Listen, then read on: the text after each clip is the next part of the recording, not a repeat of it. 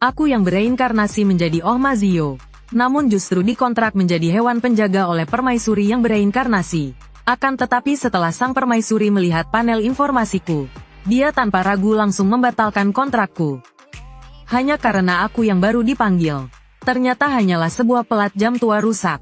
Karena itu, sang permaisuri menganggapku sampah yang sama sekali tak berguna.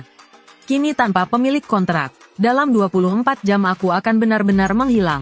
Saat aku pasrah menerima takdir ini, sebuah suara lembut tiba-tiba terdengar.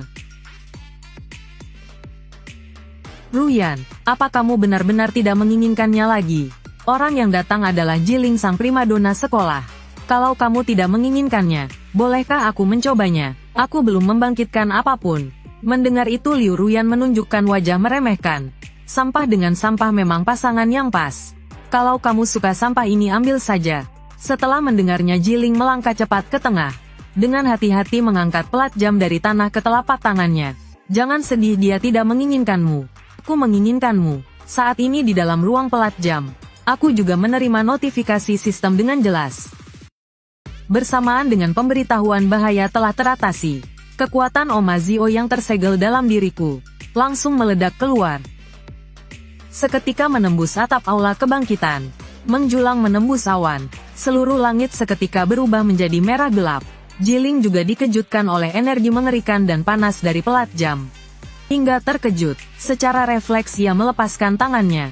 Namun pelat jam kuno itu tidak jatuh, melainkan melayang di udara. Cangkang kayunya seketika berevolusi.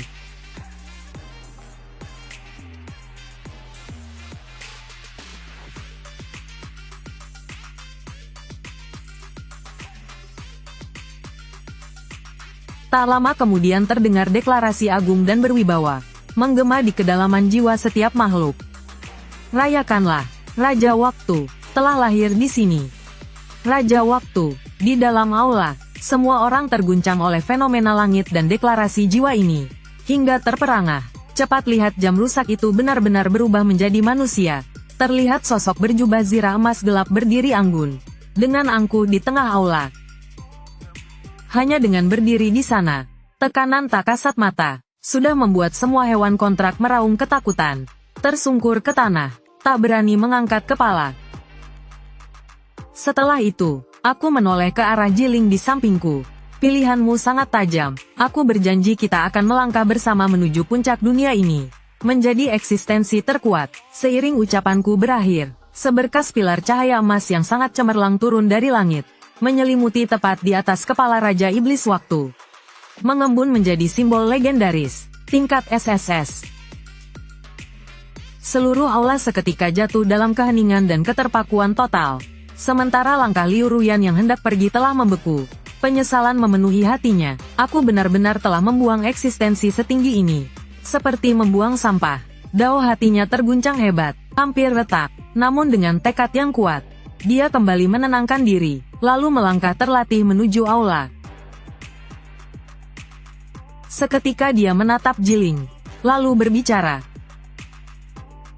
Jiling, panggilan itu menarik Jiling kembali ke kenyataan.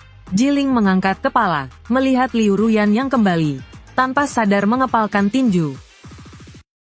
Tadi aku hanya sesaat gagal melihat hakikat aslinya. Karena dia dipanggil olehku, sudah seharusnya aku yang membimbing kekuatannya. Kembalikan dia kepadaku. Sebagai kompensasi, aku bisa memberimu gulungan kontrak prajual tingkat B. Bahkan membimbingmu secara pribadi selama 3 bulan. Ini adalah peluang terbesar dalam hidupmu. Jangan tidak tahu diri. Mendengar itu Jiling langsung menolak. Maaf Ruyan kakak kelas, kamu sendiri yang membatalkan kontrak. Sekarang dia adalah partner kontrakku. Bukan barang untuk diperdagangkan. Aku tidak akan menyerahkannya kepada siapapun. Setelah mendengar itu tatapan Liu Ruyan langsung membeku. Dia tidak menyangka, primadona rakyat jelata yang penakut ini berani menolaknya. Dia tidak lagi menatap Jiling, melainkan mengalihkan pandangan ke arah Raja Iblis Waktu yang sejak tadi diam. Aku bersedia kembali. Itu adalah kehormatan besar bagimu. Kamu seharusnya paham, siapa pilihan yang lebih baik bagimu. Aku Liu Ruyan memiliki bakat kaisar, memiliki wawasan dan sumber daya yang tak bisa kamu bayangkan. Mengikutiku barulah kamu bisa melangkah lebih jauh, menghadapi syarat yang tampak menggiurkan ini. Mata majemuk merah gelap Raja Iblis Waktu tidak menunjukkan sedikit pun gelombang, hanya mengeluarkan tawa rendah. Kemudian, Raja Iblis Waktu mengulurkan tangan ke arah Jiling. Jiling menatap tangan yang terulur di depannya. Kegelisahan terakhir di hatinya pun lenyap. Tanpa ragu dia meletakkan tangannya di atasnya.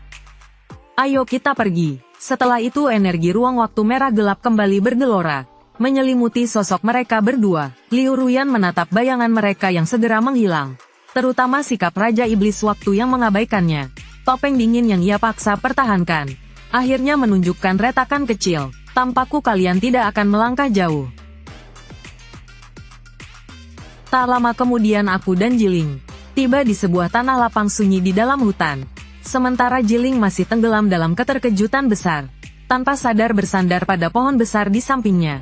Pada saat ini, zirah merah gelap di sampingnya tiba-tiba berubah menjadi butiran cahaya emas gelap, lalu menyatu ke dalam sosok di tengah.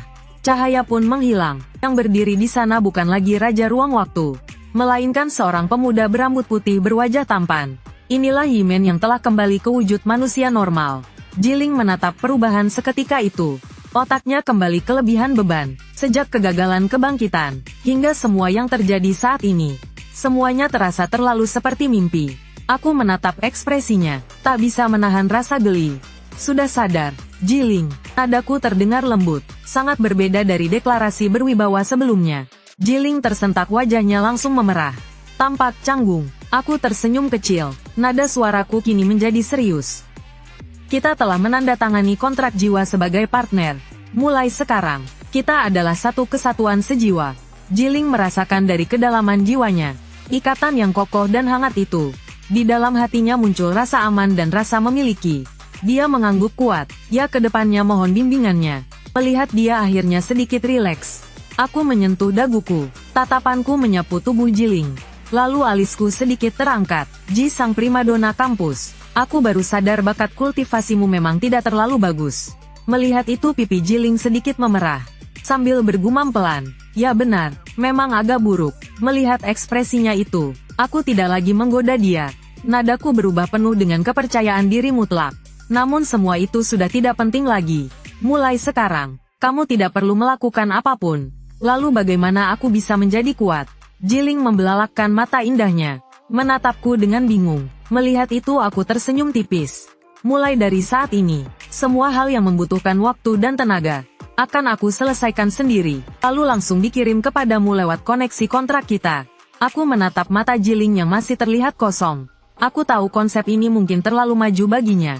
Maka aku menjelaskannya dengan kata-kata yang lebih langsung. Bayangkan dengan lebih sederhana, setelah kontrak terikat denganku, kamu Jiling sudah tak terkalahkan. Tinggal berbaring pun bisa menjadi kuat, mengerti? Jiling benar-benar terpaku. Otaknya kembali masuk mode macet. Ini benar-benar membalik pemahamannya selama belasan tahun.